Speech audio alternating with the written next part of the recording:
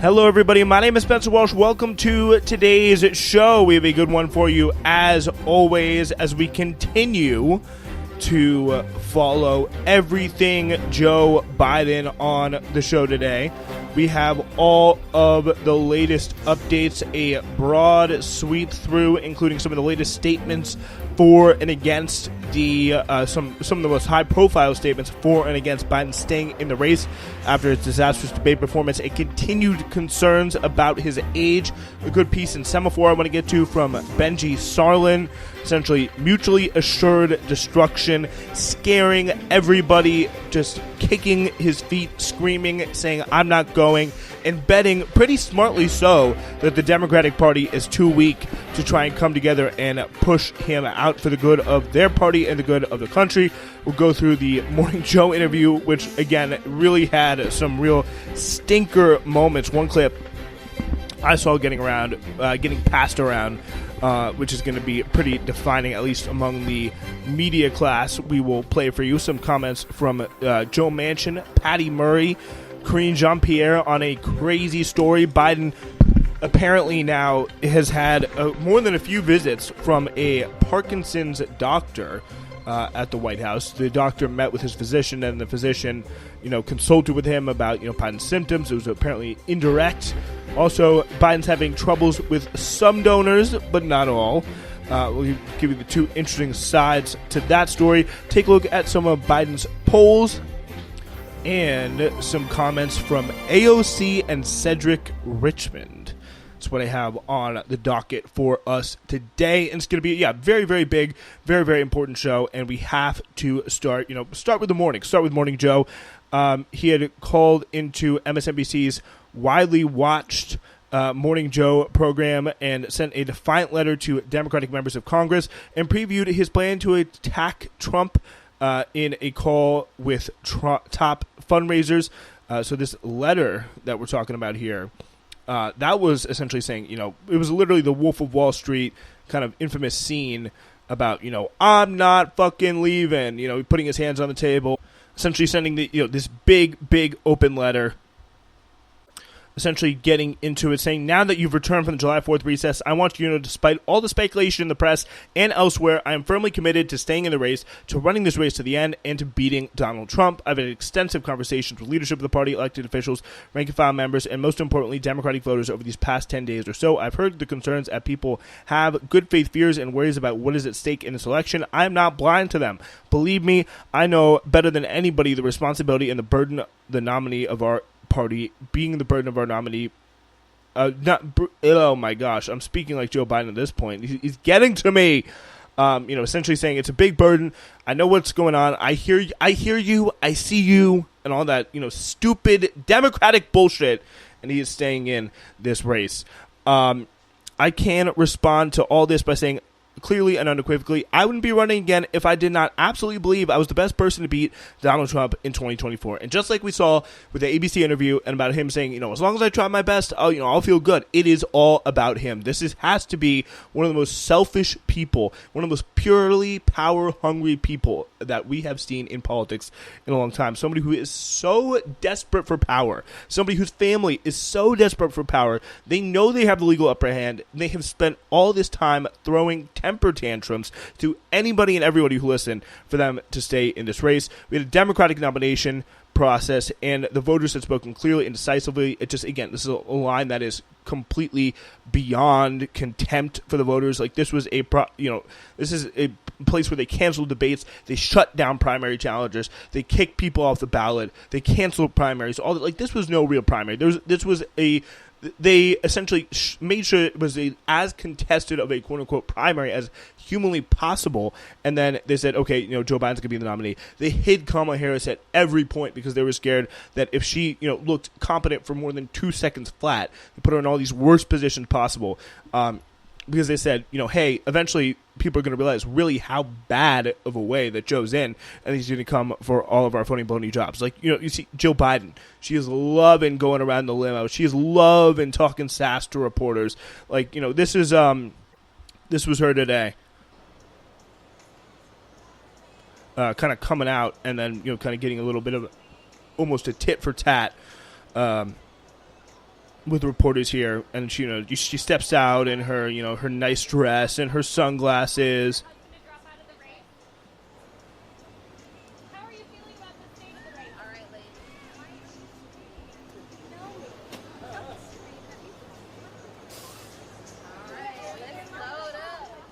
And again, so someone just asked her a question, shouts out a question as she's, passing several feet away. And I know that was very hard to hear there. I apologize for the audio. But she essentially goes on, "Why are you screaming at me? You know me. Don't scream at me. Just let me talk." And then she just gets right into the Suburban and drives off. So, that is about where we are, for the Democratic Party at the moment. And it is really kind of a scary situation, not just because of the danger that Trump could bring and how likely he is to bring, these dangers through with Trump. But how likely the Democratic Party, after all this incompetence, after all this refusal to stop the, just any sort of way, the disaster that we're seeing in front of us, their inevitable refusal to take any responsibility. So this is what he sounded like on the Morning Joe, program, I guess you could say. This was him calling in. And we'll play you a clip on how it sounded in the first place. This is how he started his day. Nobody said anything except me and the folks out there in the local, race. He said, "I did nothing to stop Russia's invasion of Ukraine. In fact," he said, "I think I encouraged Russia from going. I think he encouraged Russia going in." I mean, I'm reading from a list of lies. First of all, he was made-up quotes, suckers and losers. I was with it. He called the Americans in the cemeteries from World War I suckers and losers. And so this guy's going to have to start to answer for what he did. I'm not letting nobody. Yeah, so he's just getting progressively mad at Trump, mad that his kind of world is crumbling around him, mad that he's really being questioned in any way as he sees himself as this kind of king on top of the Democratic Party, somebody who is not worthy of any questioning, who's not worthy of any sort of debate, and he's just expects us, and a lot of people are just buying this way of I'm the only person who can defeat Trump, and this I guess we just have to go back to being Trump. And when we see somebody who is, we know, this is why I just don't get how people aren't processing the fact that this isn't going to be the only incident this happened. We're not going to see something like the debate, probably every single time, because they're going to be able to, hide them to a certain extent. But now this pressure is on. This is not going to be the only time where we see a Biden short-circuiting moment that's going to be an absolutely disastrous effect on, his candidacy. And what happens when he's going to be in office for, 4 more years? It's going to be, or even if he's in office, because the polls are, continuing to go down here. It's just so completely irresponsible. And this is how it sounded on CNN. So I'm talking about it. In reality, 72% of voters say that they believe President Biden is too old. That's according to CNN's most recent polling. Voters have been saying this for quite a long time. The reality is that the Democratic elites are mostly late to acknowledge these age and ability issues compared to the rest of the public. The elites have been forced to reckon with it after the debate just 11 days ago. Look at my career. I've not had many of those nights. It was a terrible night, and I really regret it happened. But the fact of the matter is, how can you assure you're going to be on faith that can intervene on your way to go to, work tomorrow? Age wasn't, the idea I'm too old. The fact of the matter is, how can you assure you're going to be out on your way to go, work tomorrow? Age wasn't, the idea that I'm too old. Keep in mind, that soundbite is supposed to be reassuring to those Democratic supporters who have gone wobbly. Many Democratic officials with whom I've spoken are worried that President Biden and his family and his inner circle appear to be in complete denial, not just about whatever might be wrong with him, but the state of his candidacy. Right. Yeah, so again, that cannot be more brutal for somebody who should be, on paper very friendly to the Democratic Party and just the kind of more liberal establishment in Jake Tapper there, reading that out word for word. And speaking of reassuring, somebody who's not reassured is Senate President Pro Tem Patty Murray, issuing a skeptical statement on Biden, saying President Biden must seriously consider the best way to preserve his incredible legacy and secure it for the future. And again, this is, by the way, this is somebody who's trying to tout his foreign policy to us. As we've heard, 186,000 people dead, 8% of the population dead in Gaza, and no sign of anything towards peace in Ukraine. And it just completely morally bankrupt, a completely racist foreign policy that values the lives of brown people and brown children clearly less than those in Ukraine. I mean, and this is somebody who's supposed to be proud to vote. And again, there's all this BS about, I get that it's in some ways necessary, and, they obviously believe it to a certain extent because they're all just as bad. But they, this has been, this whole, oh, he's such a good man, it's been just so toxic to listen to. But, credit to someone like Senate President Pro Tem Patty Murray for coming out and saying that there is such a case to be prosecuted against Donald Trump. President Biden has to lead the charge in making that case, essentially saying, if you can do it, I have a deep appreciation for Joe, who has led a historic first term as president. Still, we need to see a much more forceful and energetic candidate in the campaign trail in the very near future in order for him to convince voters he is up to the job. At this critical time for our country, again, President Biden must seriously consider the best way to preserve his legacy for the future. Some of the other stuff that happened today, again, with this Parkinsons expert, reportedly visited the White House, repeatedly visited the White House, according to visiting logs, Kevin Kennard, 8 times in 8 months from last summer through this spring, including at least once for a meeting with Biden's physician, according to official visitor logs. It is unclear whether Kennard was at the White House to consult specifically about the president. Again, it's safe to reason that he was there. And this is, by the way, though, this is how the White House press secretary responds to it. And it just devolves into full-on shouting. Like, this is about whether the president has freaking Parkinson's disease. Like, it's like, this is some serious stuff. And then, tell me how this is in no way is different than what Trump was behaving. And just say, okay, it was routine. It was nothing, no big deal. Just throw some cold water on it like they do everything else. But for some reason, she is fundamentally unable to do that and loses her cool in the briefing room with some very good questioning. Physical examination, he sees a neurologist. That's 3 times, right? So I am telling you that he has seen a neurologist 3 times while he has been in this presidency. That's what I'm saying. I am telling you that he has seen them 3 times. That is what I'm sharing with you, right? So every time he has a physical, he has had to see a neurologist. So that is answering that question. No, it's not. No, it is. It is. You're asking Kevin me. Kennard, come to the White House. But I also said to you, Ed, I also said to you, for security reasons, we cannot share names.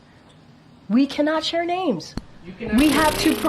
Others he would have met with. We cannot. You can share names in regards to if someone came here in regards to the president. We cannot share names of specialists broadly, from a dermatologist to a neurologist. We cannot share names. There are security reasons. We have to protect. I understand. The name that. is already out. I hear it's you. Right there for anyone to see. Ed, I hear you. I cannot from here confirm any of that because we have to keep their privacy. I think they would appreciate that too. We have to give them. The doctor. We have to keep their privacy. It is public information. I hear you. Guys, I love this though. They're grilling her. Guys, hold on a second. There's no reason to go back and forth and be in this aggressive way. Missed around here about how information's been shared with the press corps about him. What do you missed about? What do you missed about? Everything he just asked about. And then every time I come back and I answer the question that you guys asked. Correctly, you didn't have to come back and clean up. I never answered the question incorrectly. That is not true. I was asked about a medical exam. I was asked about a physical. Such entitlement from the White. It's disgusting. And I said, and it's like you'd expect it from Trump. Like he kind of goes on and on with this, but like you'd expect from Trump. But like these people are so entitled yet so incompetent and so cruel. And this whole mythology about when I get knocked up, I get back up. It's just like. Give me a break. Give me a break. Ugh. It's just like we get the 75th NATO summit in Washington, so he's going to be, doing that. It'd be interesting to see how many, leaks come out. He's telling Americans to watch that. Spoiler alert, nobody gives 2 shits about the NATO summit. Nobody is going to be going to the voting booth voting specifically on NATO. No one cares that he put East Estonia or whatever, or North Macedonia in NATO, or Finland and Poland, whatever. This is not something, it may seem in some way a vague sense if you ask people specifically about it, that they'll say it's a good thing, but it's not something that people are making their decisions on. Also, Biden's going to have a solo news conference with White House reporters at the end of the NATO summit, likely on Thursday. While those were routine for previous presidents, Biden has not kept that tradition. It's going to be his first since 2021. His performance will be scrutinized by Democrats who are eager to assess whether he can handle the off-the-cuff pressure. And this is really why, from a purely analytical standpoint, we're seeing, I think, a lot of people, and we'll get more into this coming up, we're seeing a lot of people freak out about this, but the time is running out, especially for Democrats who are incredibly weak, incredibly resistant to doing anything big, bold, or scary for the good of the country, and that may jeopardize their kind of phony baloney jobs. They are going to be very, very hesitant to make a move on this, and they're already getting hesitant now. We saw a lot of key endorsements. We get into a minute with some of the some more of the statements.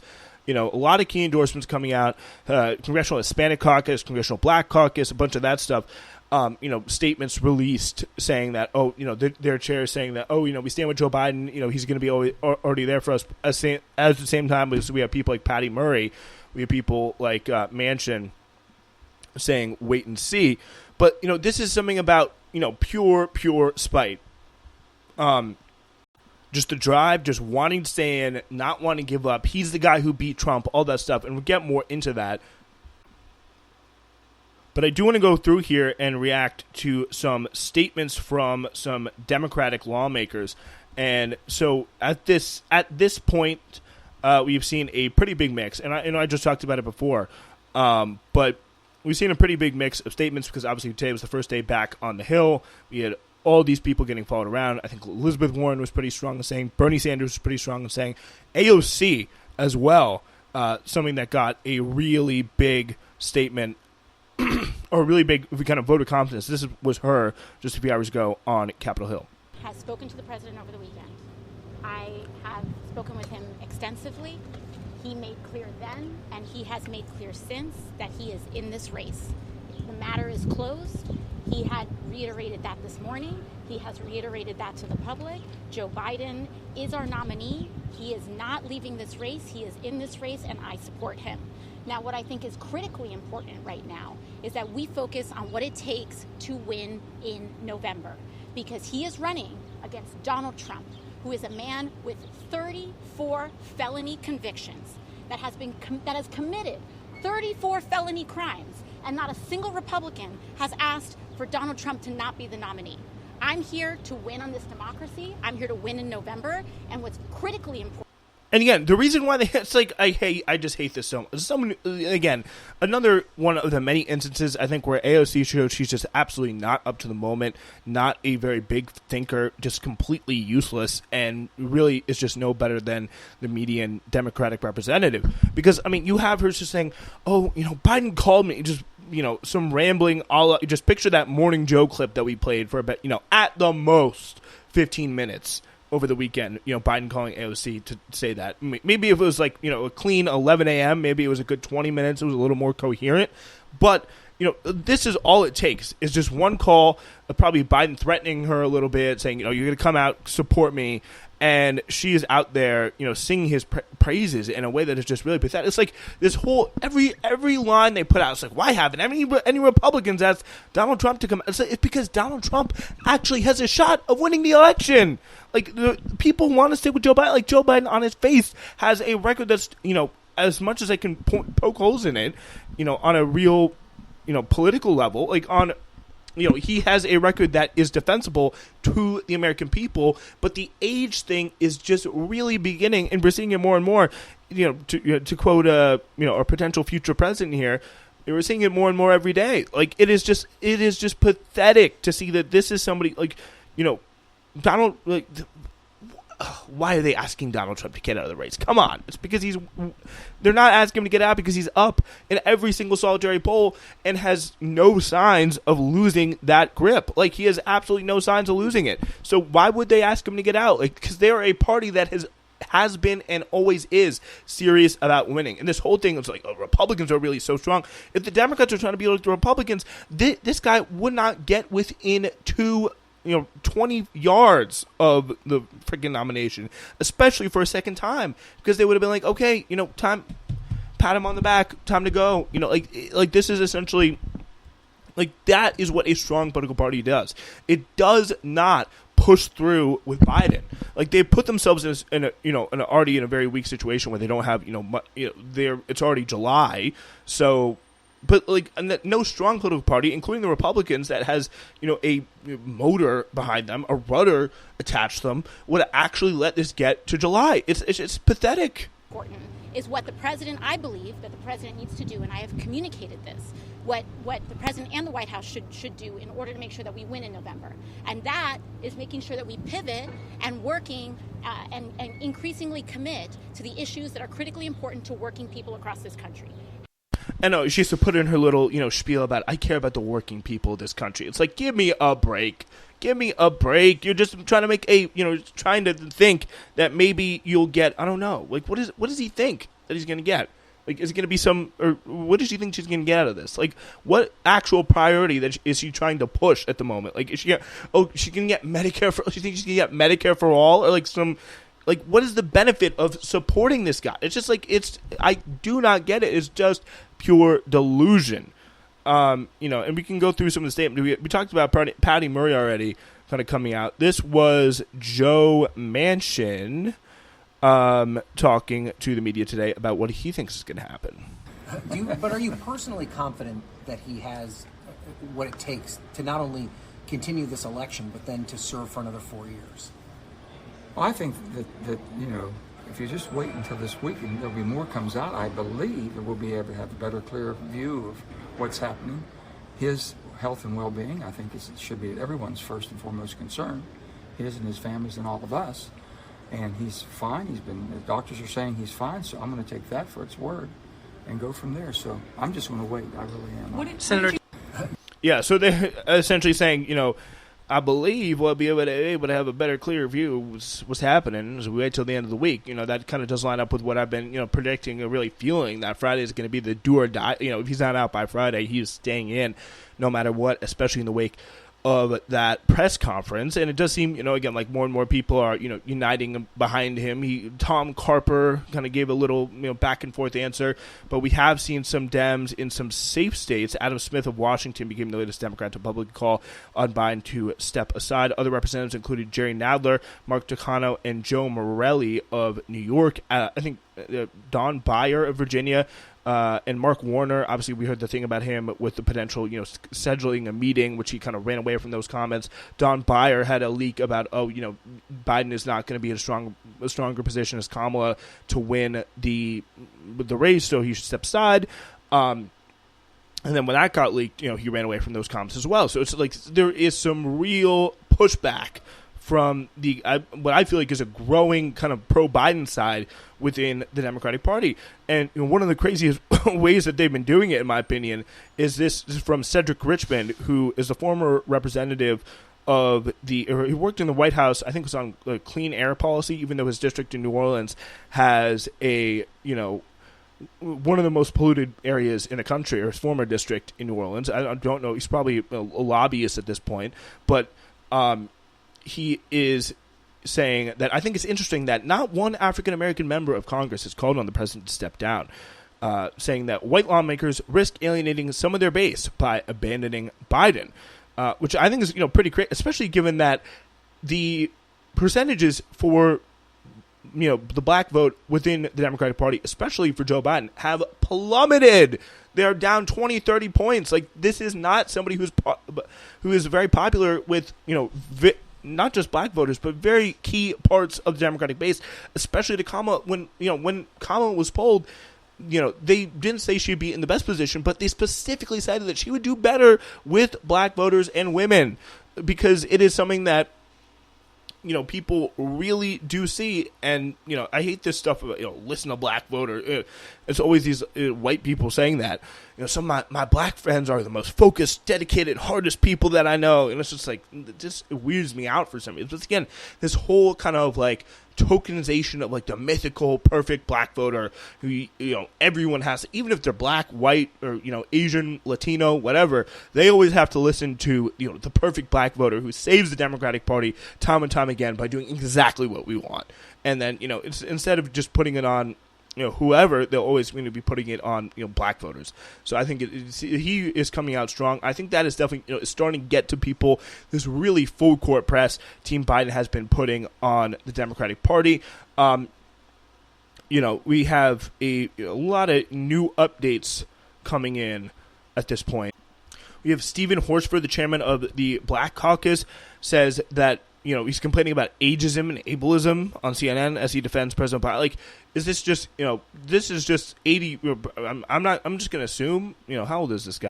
Okay, only 51. So it's just like, he's just spouting stuff out of his ass. This is just, it's just, I can't get inside the mind of somebody who watched that debate performance, who's watched Joe Biden regularly, and says, the way he speaks, the reports about him, the polls, like that, this is ageism and ableism. It's like, just come on. It's like, we're not living in reality here. Let's go through some of the polls here real quick. We'll save that for later. Just go through some of these just key updates. So we had Trump speaking on Sean Hannity, essentially egging Biden to stay on. Bernie Sanders has been pretty, good for Biden, sticking up for him on this time, saying that he has to interact with people, turn off the teleprompter. He understood this point by adding that Trump was adding that Trump was a very good entertainer, but the election should not be decided on this alone. And again, it's just essentially, it's going to be decided on who looks more alive, essentially, at this point. It's who looks more lively, who looks more capable of handling, the business of the office, because that is something that is really going to stick to Joe Biden in the future. He's on the phone with the Congressional Black Caucus, thanking members for their support both now and throughout his political career. None of the members who attended the virtual call expressed any doubts about the president, about his electability, or said he should step aside. Katie Porter of California urged President Biden to make an in-person visit to Capitol Hill and hold a question-and-answer session with lawmakers. We know exactly what he's done because we were a part of it, she said. But now it's really important that he shows us the path forward, and I would be very eager to hear that. Again, what is the path forward? What is the way? Again, that is something that he's going to have, I think, a very, very tough time doing because, and we'll get into this perfectly right now, he doesn't really have a path forward beyond just scaring the Democratic Party to the point where, if you really want to make a change, it's going to be really chaotic. You don't want to do that. And then they're just like, okay, I guess the time's up. And then, what's the path forward from getting out of like 4 or 5 point poll deficits in all the swing states? This is from Benji Sarlin here saying, President Biden has not made much progress convincing Democrats that he's still equipped to take on Donald Trump since their debate. But he's made headway on another front, making clear he will take the entire party down with him if they don't stop trying to replace him.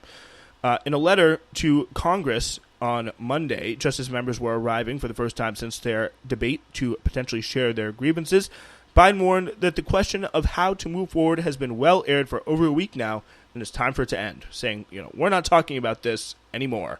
In a phone interview on Monday on Morning Joe, he denounced elites who he accused of trying to push him out, his most combative language yet. Again, this is this whole bullshit about elites. 74% to 80%, I've seen a poll as high as 86% saying Biden is not fit for another term. The elites have been covering it up. Just read Olivia Nuzzi's Conspiracy of Silence piece in New York Mag. Like, they have been trying to cover it up again and again and again. And we talked about it on the last show. And there was the debate, that finally forced it out in the open and something they couldn't ignore anymore. And again, wait, what happens when that happens again? If not now, if not in the next few months, in the next 4 years. So it's like, it's such a stupid road to go down. In a letter to Congress on Monday, just as members, again, were arriving, talking this stuff about the elites. And again, this is Chuck Todd, Jake Tapper, were all saying this. It doesn't really help because they're mainstream media bigwigs. But again, 74% of voters have supported this. It is something that the elites completely helped to cover it up until the debate made it absolutely untenable.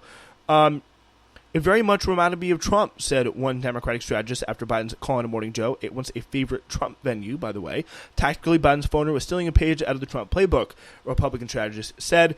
Over the last decade, Trump repeatedly tries to use threats against party leaders as leverage in case it ever tried to turn on him. He threatened to run with a third party in 2016 if he felt he wasn't treated fairly, and reportedly made a similar threat during his impeachment trial after January 6th. When he announced his latest run this cycle, prominent Republicans openly worried he would deliberately destroy the party's nominee if it was anyone but him. And of course, anyone who opposed him could expect a nasty primary challenge. Biden's threat is similar in effect, but functionally different. He doesn't command a rabid army of supporters to weaponize against opponents like Trump, though Democrats are watching for signs of pro-Biden backlash, and his definition of an institutionalist and insider, not an anti-establishment rebel who could leave the party behind if he wanted. But what Biden can do is be stubborn in a way that sets up a scenario of mutually assured destruction for Democrats. So long as opponents of his nomination believe it's impossible to force him to step aside. And by the way, this is on, I think, Schumer, it's on Jeffries, Pelosi, Obama, Clinton, all the people that could really be, and that made big statements for him early on, that could be, leading the charge for him to step out. Because, taking down someone in this way is a big thing. You're not going to have, Mike Quigley. You're not going to have Don Bayer. You're not going to have Adam Smith of Washington leading the charge. You need somebody to actually come out and say, this has to end for the sake of the country, for the sake of beating Trump. And no one has done that. So that's a big thing that's helping Biden right now. Any escalation of their criticism risks damaging him further in November, and the worse his standing gets, the more his party is likely to suffer up and down the ballot. The Democrats don't sound entirely ready to believe him for now. Again, we're seeing more and more kind of falling to his side by the hour here. After all, the entire reason his critics think their more gentle appeals to him might work is that he's the kind of politician who does usually care about the health of the party and his legacy within it. But honestly, his answer at ABC kind of proved that idea wrong. Many elites he decried are the kind of elected leaders, liberal commentators, and advocacy groups he's cultivated relationships with across 5 decades. And by the way, you know what he did? Right when he hung up after that Morning Joe call, he got on the phone with donors and started talking to them and trying to convince them that he is still functional. So this idea that his campaign is not run by elites when so much of his money that he's blowing Trump out of the water with in all these swing states, and it's not helping at all, so much of that money is coming from big donors. So it's absolutely it's just, again, throwing sand in your face as an average voter and just telling you absolute BS. A number of Senate Democrats still sound unwilling to concede that he'll be the nominee as of Monday night. But Biden's big advantage here is that it really is almost impossible to force him to step aside. He's already won the support of the overwhelming majority of convention delegates who are required to support him.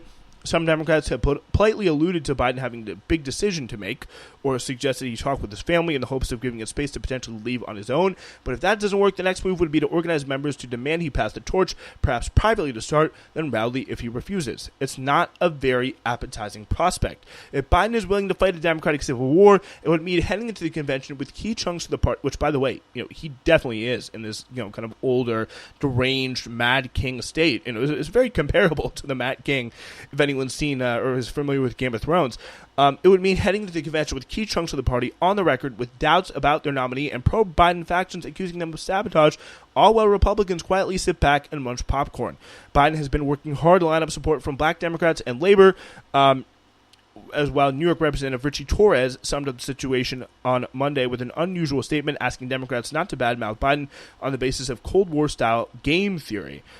While it's never ideal for a party to be navigating a political hostage standoff involving their own nominee, it's not necessarily fatal. Trump won the election in 2016 after the Access Hollywood tape dropped, even though his own party's leaders and institutions were far weaker than they are now. So it's going to be a very, very interesting thing to see what happens, especially, the Tuesday morning has been a big flashpoint as we expect the Democratic caucus meeting to kind of go pretty hard and pretty intense. For sure. Also Thursday, when apparently Biden's having a big boy press conference. After that, the president will hold a press conference. I guess a big boy press conference is what we're calling it, and take some questions from y'all. So big boy press conference for an 81-year-old man. Love to see it. And again, for some people, it doesn't even matter if Biden can control his bowels. I don't care if he's pooped his pants. I don't care if he can't put a sentence together. Show me he can't do the job, and then I'll say, okay, maybe it's time to go. Now, he had a bad night the first time that he went out and debated with Kamala Harris. And everybody wanted him to quit then and say, you can't talk to women like this, or you're doing this wrong, you're doing that wrong. He came back, said, you know what, I got it, and gave 4 years. So, yeah, I have poopy days all the time. I step in so much poo you can't even imagine. Now, I'm not running the world, but I don't know anybody who doesn't step in stuff at some point. So I'm just simply saying, there are 2 debates. And if he can't do what he needs to do for the second debate, I'll join any crew that says get rid of him. And again, the second debate is going to be in September. It's like, come on, wake up, people. It's like, the left, I can see it. Like people on the left, I guess the left-wing commentariat people have lined up from Kamala right from the jump, said that we have this moment of change. You fell out of a coconut tree and all that jazz. And then people like me, people who have come out and said this, who kind of led the charge on this, are just essentially just going to be, turned into the reason why Trump is president. When essentially there's an 81-year-old man they're putting up front. It's an incredibly depressing prospect because we've seen it all before in 2016, and we know this is how the Democratic Party operates. They're incapable of doing anything to improve themselves. They're just letting themselves slowly decay, and the only thing they can do is just harangue voters for not voting for him in the first place. So, all right, we're going to finish here with a quick look on Biden's fundraising, and we are going to get into that first with a piece in CNBC from Brian Schwartz. So Biden's fundraising operation started showing cracks in its once formidable armor almost 10 days after its disastrous presidential debate performance. Some of Biden's campaign bundlers have stopped making calls to potential donors since the June 27th debate, according to people familiar with the matter. No one is picking up the phone, said a well-connected Democratic fundraiser who raises money for Biden and the Democratic Party. This person and others were granted anonymity, but a few of his bundlers are limiting their outreach to people in their personal fundraising networks after they received either no response at all to asks, or they received furious replies from people who questioned why they should give money to Biden after substandard, that's a funny way of putting it, debate performance, according to people familiar with the matter. Bundlers are a crucial piece of any campaign's finance strategy. Typically wealthy and well-connected themselves, bundlers agree to reach out directly to people in their personal networks, both social and professional, to ask for donations for campaigns and joint fundraising committees. So bundling is kind of an intense game. Some bundlers only ask people they know for small contributions, while others feel comfortable asking for 6-figure checks. The key is that a bundler spends his or her personal capital asking friends, family, clients, and colleagues for what's essentially a favor to give money to a candidate who shares their values. Bundlers' progress is a litmus test for campaign momentum among the elites. And again, these are the same elites that have really funded Biden all throughout this campaign thus far, and all throughout the last campaign. So when a candidate is on the rise, bundlers will be eager to talk to friends or family about the campaign, but if a candidate's in trouble, bundlers often feel to pull back well before it reaches campaign staffers. Some of Biden's bundlers are weighing whether to pause their calls and texts and emails because they aren't convinced he will be in the race much longer, despite what the president says. I'm not going to raise any money or write checks till I'm sure he's the candidate and the campaign finds a date for his planned fundraiser for Biden, said longtime ally and Biden fundraiser John Morgan. These next few weeks will be key, but my donors need to be sure he is the nominee. It's now best for the country and for the world for him to pass the baton. It's going to be a disaster for the country for him to stay in the race, said Stuart Bainum Jr., the chair of Choice Hotels and a major Biden donor. We'll help the nominee, whoever it is, after the convention. We won't do it before, said Bainum in a CNBC interview this past Monday. The nominee convention is going to be August 19th, again in Chicago. This is somebody who's given almost $1 million to the Biden Victory Fund. Let's see if there's any other quotes in here. He said Ed Mandel, who's a big-time fundraiser, former Pennsylvania governor, continued to try and raise money for Biden, but said there is some cold feet going on. Philadelphia attorney Lisa Kabnick said she and her husband committed to giving at least $10,000 to Biden's political operation. So there is some kind of doubt on whether she will still keep going through. But Biden's team touted $127 million raised in June, including over $30 million. They said coming in the days after the debate. The official Biden re-election effort made up of campaign committees, allied groups, and the DNC said it started July with $240 million of cash on hand. Biden joined a phone call on Monday with top donors, campaign manager Jen O'Malley Dillon, and Governor Wes Moore. The call started nearly 35 minutes later than its scheduled noon start time, according to a person on the call. So maybe he needed another nap after that Morning Joe performance. The president reiterated his plan to attack Trump, despite deep concerns from some people on the call about his ability to do so.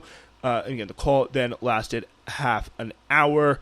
Abigail Disney publicly is one of the major people who said she's going to halt donations to the Democratic Party until Biden drops out. Saying, but Biden says, I don't care what millionaires have to say. Well, in that case, then you're broke if you don't care about that, because you don't have really any other reliable backers to run a full-fledged campaign. Because again, as the other article, the Semaphore article said, and very correctly so, anyone knows he does not have that small dollar army that someone like Bernie Sanders or someone like Donald Trump would even have. Biden's aiming to take part in a fundraiser in Austin, Texas, around July 15th. Same day, he's going to deliver a speech at the LBJ Library. He's going to travel to Colorado and California to try and go to a fundraiser hosted by businessman Tim McGill, as well as Wayne Jordan and his wife, longtime Democratic donor Quinn Delaney. This person explained. So it's going to be very interesting to see how that fundraising goes. But on the other hand, we point out there's two different sides here. On the other hand, this interview by Dimitri Melhorn, who's a Silicon Valley investor and kind of the right-hand man of LinkedIn billionaire Reid Hoffman, who really organizes and controls a lot of the donations, a lot of the political donations that he does. And some of them have been, for example, a lot of kind of anti-Trump stuff, but also a lot of kind of anti-left-wing stuff. For example, donating to Democratic Majority for Israel when it was still a very big thing. And he talked to Ryan Grimm, essentially saying that, Biden is haunted by the fact in 2016 he listened to the arguments that he shouldn't run. And he's right. We were all wrong. If he'd run in 2016, we would not be here. And again, we were not all wrong. Barack Obama was wrong for stopping him to get in the race, and that was something that apparently he still feels very bitter about relative to Barack Obama. And I make no bones about it. He would have won in 2016, and he would have been finishing up 2 terms now, and we'd have a lot less concern about his senility. And then he saved us in 2020. It's just, ridiculous. So essentially making the case that, Biden refuses to listen to fundraising, and that's a good thing for everyone. Or not fundraising. Really, the fact that Biden refuses to listen to anyone, period, is quite important. And again, this is a guy saying this who can move a lot of money with a flick of the wrist here, in tens of millions of dollars. So he's going to listen to Democratic voters in particular, Melhorn says, and the Democratic Party voters since mid-2020, there's never been a single person who's been anywhere close to as popular as Biden with Democrats. But then again, how come 74% of voters, 86% in some polls think that he's not fit for a second term? And it's not just rallying the base that you got to worry about in these situations. And the answer is, well, if you were to plummet in the polls, which would be the result if all these arguments were correct about how he's being perceived, that might change his mind. And at that point, we will be there to help with the transition. Until then, Melhorn and his money men are staying in, he said. He hasn't plummeted. He's dropped in the averages by less than 3 points, which is about true. Look at the New York Times average earlier today, even though there was a pretty rough Emerson poll that showed him dropping 4 points relative to the debate. Slightly less than that, actually, when Trump was convicted of felonies. So we're going to get more and more evidence of Trump's criminality. Again, I don't think that's also true. There's not going to be any more trials before the election. They've all been delayed. So that's, bad political analysis there by Melhorn. But he's right about the fact we're going to get more and more evidence of Biden's physical aging. And you all assume that this is going to net out in a way that's going to be so obvious that you will persuade Joe Biden that this time you're all right and he's wrong. When the last couple of times, it was catastrophically the reverse. I pointed out that If Biden is relying on polling to make his decision, that makes his ability to analyze polling that much more important. But Biden told ABC's George Stephanopoulos that all the polls have been tied and that he doesn't believe his approval rating is truly at 38%. Biden offered a robust defense of Biden's assertion, saying, I actually think he's right and you're all wrong. So he said the polls are tied. They're still within the margin of error, and that's what matters at this stage. And we'll go through some of the polls in the moment, especially some of the state-by-state polls, and it is not a good picture. In 538's weighted poll average, Trump was up about 2. Then there was a felony conviction, 34 actually. And as the public digested it, Biden went up about little less than half a point, and now it's Trump by 2.5. And all of that remains within the margin of error of these polls. These two men have been tied in the 270 electoral vote battlegrounds. That is definitely not true. Again, the best Biden has for him in terms of evidence, and now we've seen, New York Times poll, he's down, 6 points or something like that, the most recent New York Times poll. He's down 6 among likely and 8 among registered voters. This was from a poll from 5 days ago. This was in the most recent poll, so it's just not true that he's tied in polls like this. So the polling average, he's kind of right about. Trump got better. He's at +3 now in the New York Times Siena average. The Times or the Times average just in general, but the Times Siena poll specifically, he increased among likely voters. He got worse by 3, and among registered voters, he also got worse by 3. And he went from 3 to 6 for likelies and 6 to 9 from registered. The poll offers early empirical evidence of what many Democrats have feared, and there was some pretty big polls again today from Emerson, showing a 4-point drop. So that may continue to expand over this week, and it might again kind of show some more Democrats, some more fear compared to what they've been expressing today. Because I do believe, again, the polls, he'll still be in fighting distance. And I think he kind of makes a good point that he could still be in fighting distance with these battleground polls. But I also don't think we've had enough time for the polls to really get to where they could be. And I think that will really be made evident by this week. But he was already. It's going to be interesting to see. He defines here. Melhorn defines.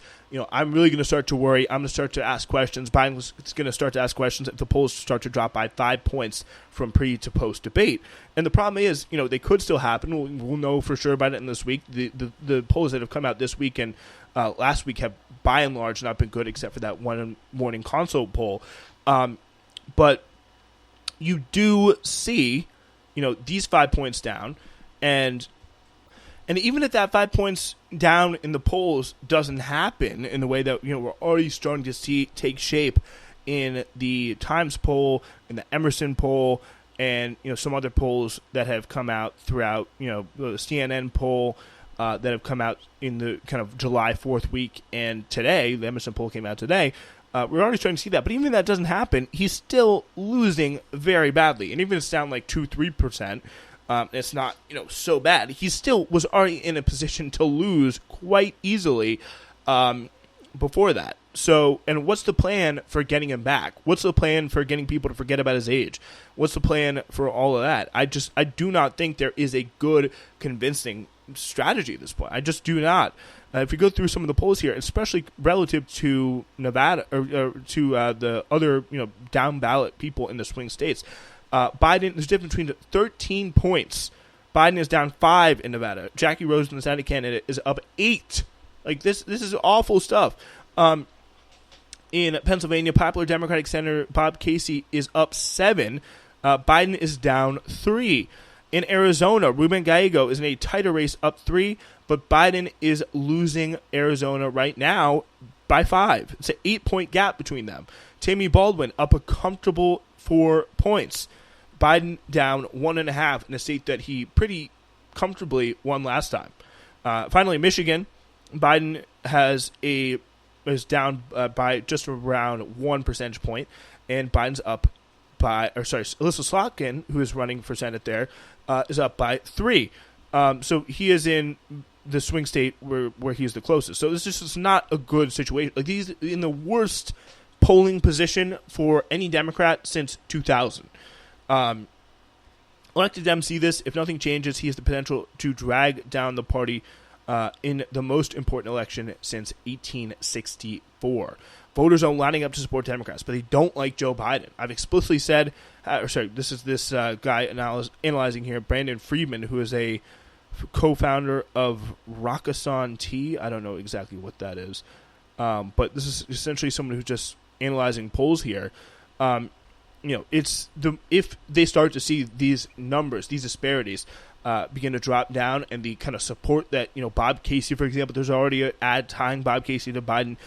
He has a pretty comfortable margin there, which is really remarkable. It's a 10.5 gap between them. If that starts to get to 5, in whatever way, this is going to start to really raise some questions. And I think the bottom line here is, which makes this so stupid, I think, for Biden and the Democratic Party, is even if the polls don't take a hit, which it already looks like they're starting to, there is no convincing path that Biden and his team have laid out other than, we're going to screw you guys all too, so you better let me stay on. Like, there's no, here's how we're going to win back the vote, here's how we're going to improve in the swing states, et cetera, et cetera. There's none of that. It's just, please vote for us. Trump is really bad. And if you're not, if you don't, you deserve exactly what you get. Like, that's Biden's strategy. And I think we'll see that continue to evolve over these next few days as he shows no signs of, stopping. It's going to be up for, more sensible Democrats to realize these polls numbers, realize the position Biden's in, realizing, moments like this are going to happen more and more, and do the hard thing for once in their goddamn lives and force this selfish, and I would say deeply, cool-hearted person out of the race. All right. So we got for you today, hopefully in this, again, another long show, we're somewhat caught up in the shape of what's going on here with our Democratic nominee or presumptive Democratic Party nominee. And this also could be irrelevant by the time you hear it because of the meeting tomorrow. But if you don't hear it before the meeting, or if you hear it before the meeting tomorrow, look out for that. It's going to be the whole House, and maybe Senate as well, Democratic caucus meeting together and hashing things out. So very, very important there. We will have it all for you, and maybe do a show tomorrow night to process it all again, if need be.